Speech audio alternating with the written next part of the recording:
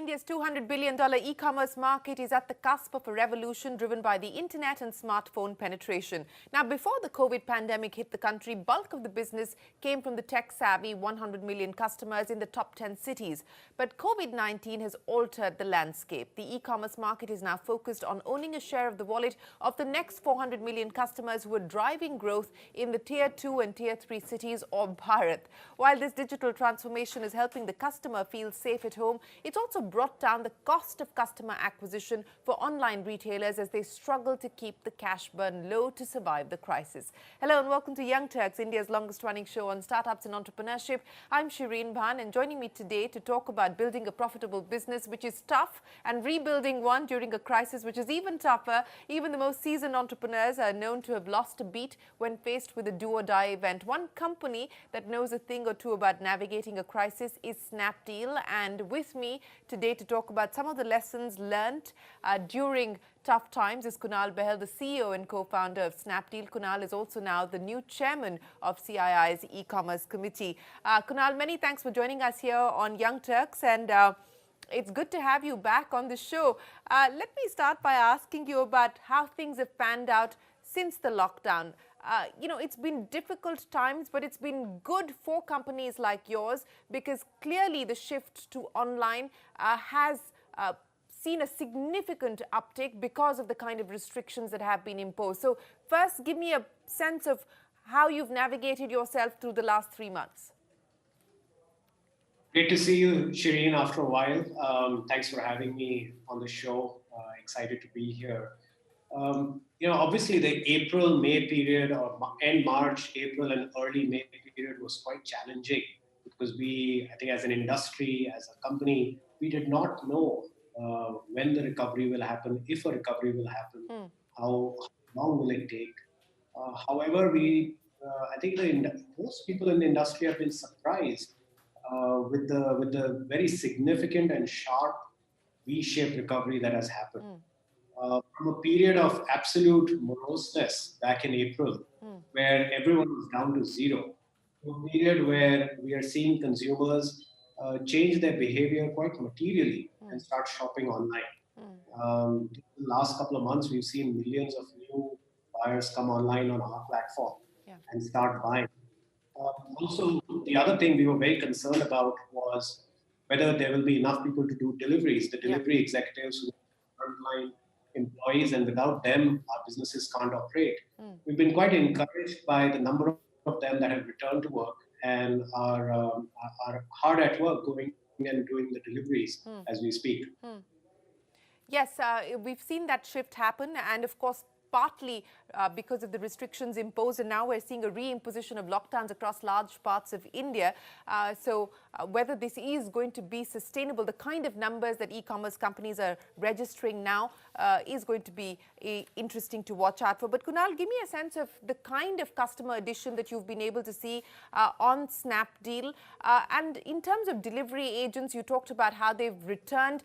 What is the current workforce for you like, and are you looking at the possibility of hiring more, given the fact that business is looking better? So, as I said, we've added a few million buyers just in the last 45 days since, the lockdown started getting lifted. And we are probably back, as of July, we are back to the about 110 to 120% of customer acquisition run rate from the pre-COVID period. Lockdown period, which is very encouraging. I think it signifies a change of behavior that seems to be happening across consumers as they choose to stay indoors and use a safer method of buying online for their daily general discretionary products. We as a company, we are an asset-light company. We work only with third-party logistics companies to deliver our goods across corners of the country. And most of our delivery partners are telling us that they are ramping up their delivery staff, delivery executives very, very rapidly, seeing the significant surge in volumes. And I would say that the surge in volume is reasonably homogeneous across the sector. Some companies are seeing a higher surge, like for instance, given we are highly indexed towards non-metros, so 85-90% users are what, as you said in your intro, Bharat from Bharat, and given that high indexation we have towards Bharat, I think the recovery for us has been faster, and we've seen a higher upswing versus pre-COVID levels. Okay. What is surprising, for instance, is a lot of people thought that who's going to buy fashion, in this period when you're not even going out as much. Fashion as a category we are seeing is now up about 100, is at 130% Okay. of the pre-lockdown period. And we were also puzzled why that was happening. And then we spoke with a few customers, and a couple of things happened. One, while people are at home, they still need to, look good on videos and whatnot. And so they're buying new clothes, even if it's just t-shirts and casuals. Secondly, from a pre-lockdown period when we were sort of towards the end of winter to a post-lockdown period when we were bang in the summer, I think there was a big season change that happened. Correct. And consumers go out and buy clothes offline this year. Yes, and that makes sense. It's interesting that you point out that fashion as a category has seen a significant surge, and that's what people like Mintra have also told us. And you do have to look good. Work from home is now all on video, so I guess people are dressing up for Zoom calls as well. But Kunal, I want to ask you about customer acquisition, because that's the other interesting trend that we're seeing across e-commerce companies. Whether you talk to the likes of Zomato or Swiggy or others that we've spoken to, everyone is talking about how the cash burn has reduced because the cost of customer acquisition has come down significantly. It's easier to acquire customers today. Take me through the experience that you've been able to see. Yeah, I think very similar, I would say. And the drivers for that are probably a couple of them. One is we are seeing a general predisposition of consumers to start buying online for things that they earlier didn't buy online. Could be food or could be products. And so as a result, conversion rates are going up, and given conversion rates are going up, the efficiency on marketing spend is increasing. The other thing that is happening is consumers are spending, they have a lot more time. So they're spending more time on social media platforms, video platforms. And as more traffic is being generated on those platforms, there is more inventory for serving ads. And as inventory expands, the cost per click or cost per million impressions is going down quite rapidly. So the intersection of both of these factors is leading to this sort of geometric progression in marketing efficiency as we speak right now. So can you give me a sense of what the conversion rate was pre-COVID and what the conversion rate is today for you? I think most companies would, it's probably more relevant to talk about how much it has increased. Okay. So we've seen about a 20 to 30% increase in conversion rates, which is an indication of, as I said earlier, the intent to buy from consumers. Also, I think another driver in our specific business we've seen, we focus a lot on the regional brands, the local brands versus the international and the national brands. And what we've seen is there is a surge of new selection that has showed up on the platform in the last couple of months. These are manufacturers in small parts, in far off places in the country, t-shirt manufacturers in Tirupur, sari manufacturers from Jaipur, painting from Bihar. And we are seeing a really interesting set of selections start showing up on our platform, which wasn't there. And it shows that there is not only a behavioral transformation on the demand side, but also the supply side. So consumers are also getting access to new selection that they didn't have access to earlier. As they say, necessity is the mother of invention. So you're saying that while customers are being forced to look at e-commerce just to be able to get their essentials, it's on the supply side as well that this digital pivot is being made because of the many disruptions as well as the restrictions that have been imposed. So on the seller's side, Kunal, what's the increase in the numbers that you've seen, and which categories are you seeing sellers make this digital pivot? Where are you seeing it being most pronounced? Yeah, so I think over the last month and a half or so, we would have seen around 10,000 new sellers join the platform, which is quite sizable given the many more important considerations everyone has to keep in mind with health and well-being financials, etc. So I think it's a pretty encouraging trend. But the addition has been fairly homogeneous and proportional to what we see as the key categories on the platform. So where we've seen a lot of sellers come on board are, obviously in the early stages, we saw a lot of sellers of manufacturers and sellers of masks. Yeah. And health essentials come up, sanitizers, masks. Obviously, those were never large categories earlier. But as time has progressed, we've seen fashion, like apparel, shoes, a lot of home DIY type product Correct. sellers. Because consumers are at home, they are baking and they are finding faults in their homes and which they want to fix themselves. We've seen, this day before yesterday, I purchased an interesting product that's like a long springy pipe that you put inside the kitchen sink and it pulls out all the stuff that's stuck underneath. I would have never thought of buying a product like that. Now all of us are buying things that we think can make our homes slightly better. Because you're spending more time at home, Kunal. That probably explains why you're buying what you're buying. But I also want to understand what's happening on the fulfillment side, because there continue to be restrictions being imposed by various local authorities and so on and so forth. So just being in terms of the managing the logistics and the exercise of fulfilling a delivery, what kind of challenges have you had to deal with there? See, firstly, I want to say that it is the intent of our company as well as our partners, and I can probably speak for the entire industry, that what is paramount is adhering to whatever restrictions the government, state or central governments put. That's been the case over the last 4 months. I think there's been very, very strict adherence because health of the citizens comes first.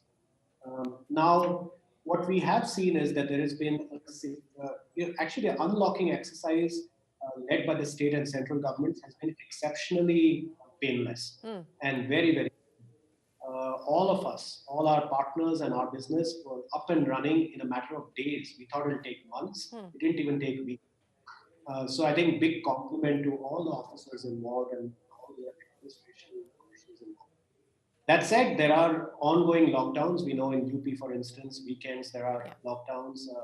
Those in Bangalore and in Hyderabad, in Bihar, etc. We are complying to those. It does create inconvenience for the consumers because they have no way to get many of these products otherwise, as there are supply issues even as they go to offline stores.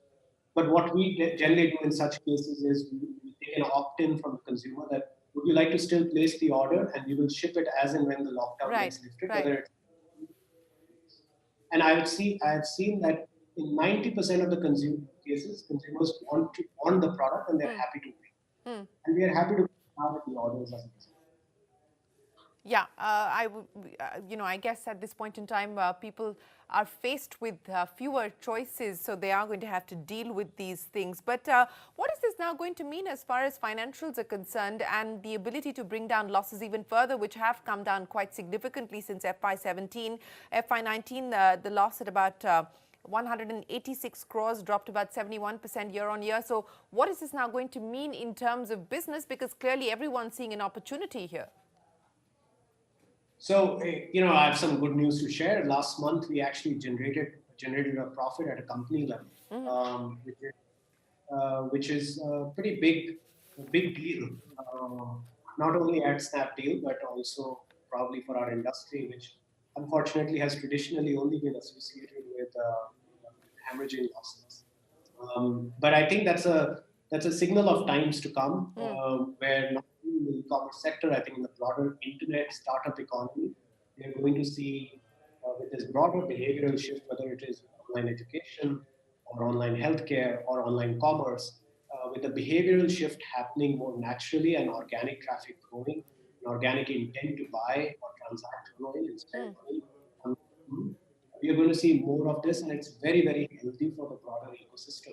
Because one of the questions in our ecosystem that has always been asked by global investors is, will lasting, enduring companies get created out of the India startup ecosystem, or only cash burning companies that perpetually need to be fundraising? I think this year will be a seminal year in that in that regard, and we're going to see multiple profitable companies emerge. Okay, so generated a profit at a company level. Then what is this going to mean then in terms of fundraising, Kunal? Do you need to look at raising funds at this point in time, or do you believe that you're set? I think we have a good amount of cash on our balance sheet, and if we are adding to it at this point in time, it's best we just focus on our execution rather than be out there fundraising.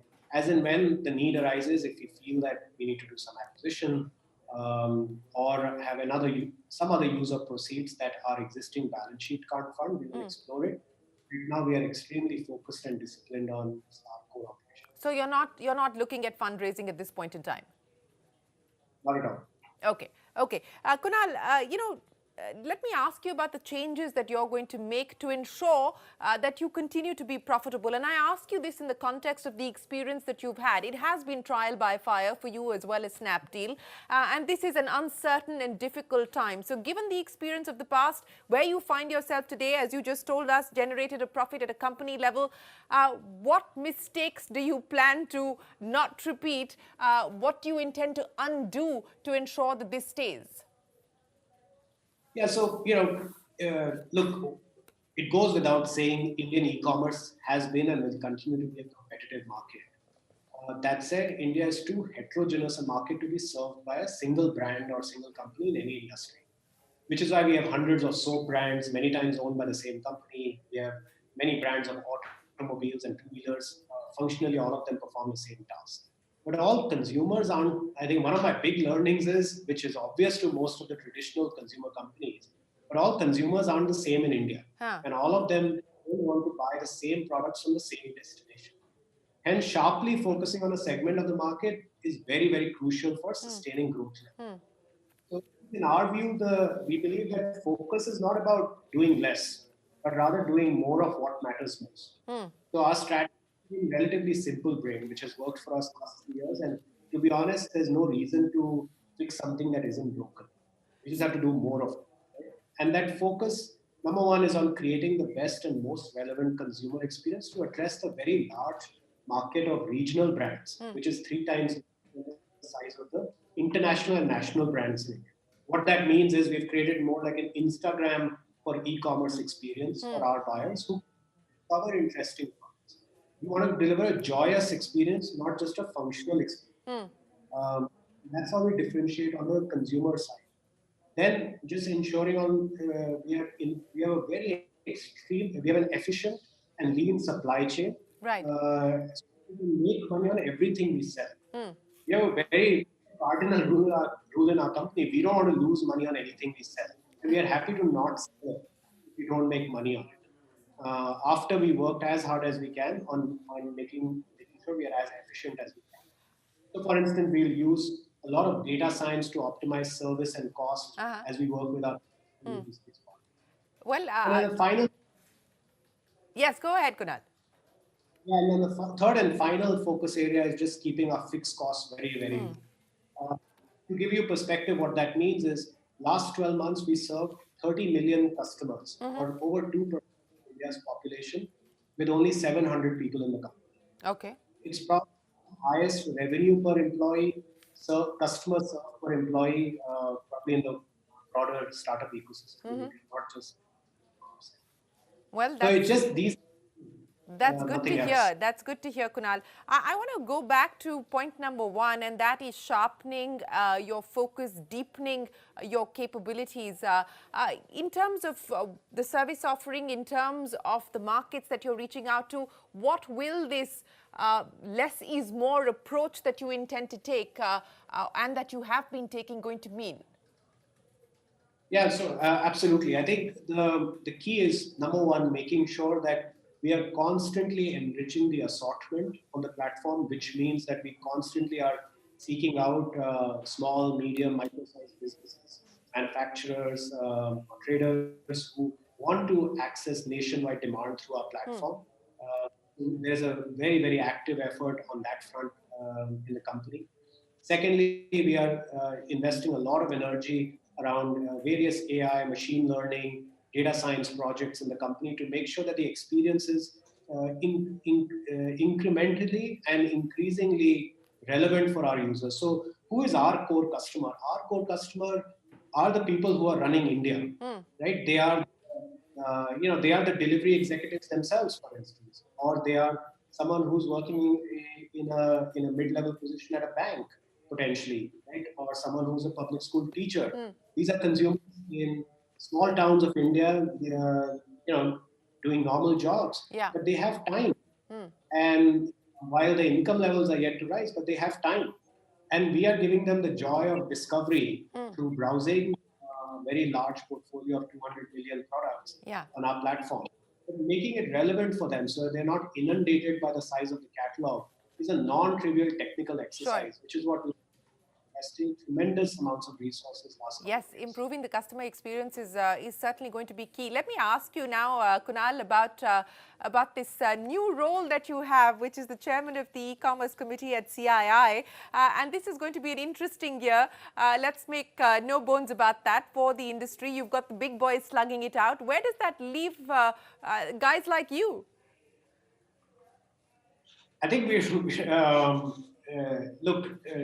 If you're asking me about my role as the chairman of the CII committee for this year, firstly, it's an honor to be serving the industry in this capacity.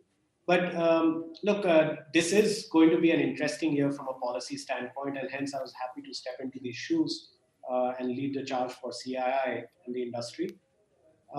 However, it's premature to react today what the policy will look like and what our reaction should be. Should there be a Maybe we will. regulator or not? Let me ask you this, because the draft policy seems to suggest that there is need for regulation and there is need for a regulator. Should there be a regulator? Do we need a regulator for e-commerce?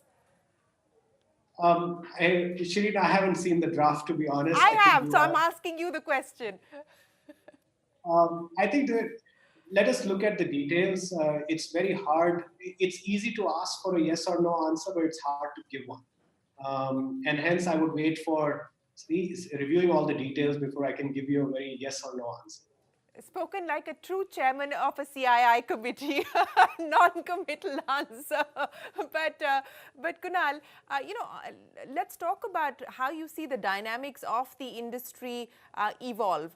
As I pointed out, I mean, you've got the behemoths slugging it out. Where will this really leave independent, smaller companies who don't enjoy the strength of the balance sheets that the big boys have?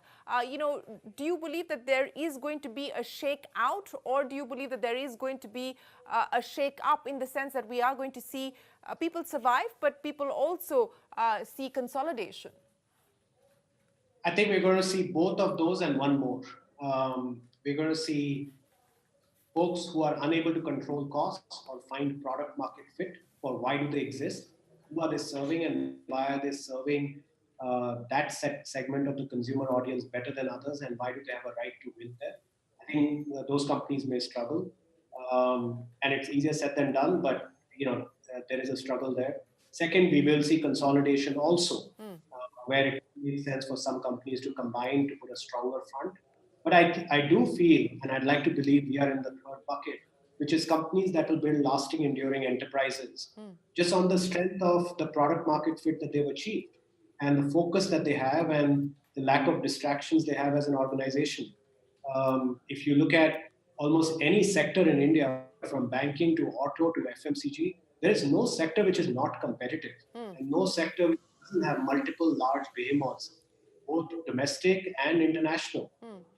And honestly, e-commerce with its minuscule penetration today is no different. And as the penetration of e-commerce as a percentage of retail and overall internet users expands, what we will all observe as industry observers and participants, the market is immensely large and can accommodate multiple players who are very clear about why they exist. So I would say that would be my answer, and I would say where we fit in is hopefully in the third bucket. That's what we're gunning for. Okay, you fit in the third bucket, which is that you offer a differentiated service to a differentiated market. So you believe that at this point in time, you're going to be a standalone enterprise and not be part of a move towards consolidation. But let me ask you about your plans as an investor as well, Kunal, because you've invested in a bunch of companies, including the likes of Ola, Urban Company, etc. What are you hearing from the ecosystem? I mean, these are companies that are less vulnerable today, but in general, what are you hearing from the ecosystem in terms of pain? I think it's a constellation of outcomes that companies are seeing, where there are some that are seeing tailwinds that one could have never imagined. These would be the ed tech companies, health tech companies. I think these are tailwinds no business plan could have imagined, and I think we're all very happy for them because at the end of the day, they're also helping consumers. And I have two young kids, and they are benefiting tremendously from the ed tech companies. But that said, there are companies that are seeing challenges at the same time. We know about travel companies, and there is no or hospitality companies. It's very hard to see when that recovery happens. I think the answers are very different for what either of those companies have to do. If there is, let's say, EdTech, which is seeing tremendous investment activity, there will be likely a huge amount of competition and maybe arguably some amount of irrationality that will creep in with the amount of liquidity companies are getting access to. Versus the travel companies, for instance, on the other extreme, there it's a game of survival. Like maybe whoever keeps their head in the game at the end of this very painful journey of COVID will anyways will emerge the big winner. So I think in the end there are winners all around. It's just a function of who plays their cards well. Yes, and a last question. What's the view from the investment community at this point in time? I mean, you're also an investor, but what are the big boys of the VC world? How are investors dealing with this uncertain period? And how would you expect the startup ecosystem to navigate through this difficult period? And what's the conversations that they should be having with investors? That's a fantastic question. I think, look, all investors, whether it's us as angel investors or more professional investors, the venture capitalists, they have a portfolio, and more often than not, you would see that there's a spectrum of performance that the you see. You'll have companies that are facing a tough time and companies that are just absolutely running away with it. But at this point in time, what is most important is first and foremost, not getting, if you are in a negatively impacted space, important to conserve cash, like every single should be conserved. Yes. If you're in a positive impacted space, it's having seen this journey a few years back in e-commerce, it's very easy to get ahead of oneself and start spending money without any consideration for unit economics. I feel that there are guardrails that both have to put in their businesses. However, there are different kinds of guardrails. Yeah. One is a cost guardrail, the other is a prudently investing in expansion guardrail. Well, yes, watch those guardrails. It's important, and you're hearing it from a man who has experienced some of these challenges. So thanks very much for sharing your insights, Kunal, here on the program. Always a pleasure speaking with you. We wish you the very best of luck with Snapdeal, as well as in your new role as the chairman of CII's e-commerce committee. And we look forward to more conversation on what's happening on the policy front. With that, it is time for us to wrap up this edition of Young Turks. From all of us here, goodbye. Many thanks for watching. Stay tuned to CNBC TV 18.